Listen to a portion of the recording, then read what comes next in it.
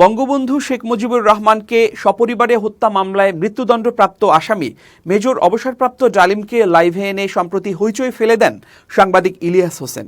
এবার তিনি শেখ মুজিব হত্যা মামলায় মৃত্যুদণ্ডপ্রাপ্ত আরেক আসামি লেফটেন্যান্ট কর্নেল অবসরপ্রাপ্ত এম রাশেদ চৌধুরীকে লাইভে আনার ঘোষণা দিয়েছেন। সোমবার নিজের ভেরিফাইড ফেসবুক পেজে ইলিয়াস নিজেই এই তথ্য জানিয়েছেন।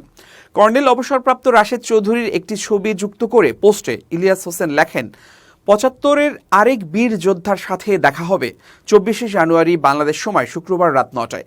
শোটি সরাসরি তার নিজস্ব ফেসবুক পেজ থেকেই প্রচারিত হবে বলে জানিয়েছেন তিনি। সেনাবাহিনীর সাবেক কর্মকর্তা ও বীর মুক্তিযোদ্ধা রাশেদ চৌধুরী শেখ মুজিবুর রহমান হত্যা মামলায় মৃত্যুদণ্ডাদেশপ্রাপ্ত আসামি। বর্তমানে তিনি যুক্তরাষ্ট্রের লস অ্যাঞ্জেলসে অবস্থান করছেন বলে জানা গেছে। এর কয়েকদিন আগে মেজর অবসরপ্রাপ্ত শরীফুল হক ডালিমকে লাইভে আনেন ইলিয়াস হোসেন। তার এই লাইভটি ব্যাপক তোলপাড় সৃষ্টি করে।